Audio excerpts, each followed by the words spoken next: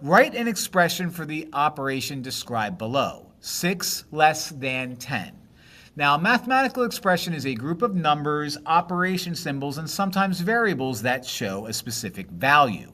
Now, 6 less than 10, I have to be very careful here. Less than does mean we're going to subtract. That's going to be a minus symbol. So let me put a minus symbol right there. However, 6 less than 10 does not mean 6 minus 10. 6 less than 10 means I'm starting out with 10 and I'm subtracting 6 from it. Very confusing the way it's ordered. So you have to be very careful with phrases like less than, that you're not going to go in the order that it gives it to you. You're going to make sure you look at the numbers and you know, oh, 6 less than 10 means I'm taking away 6 from 10. So I end up with 10 minus 6.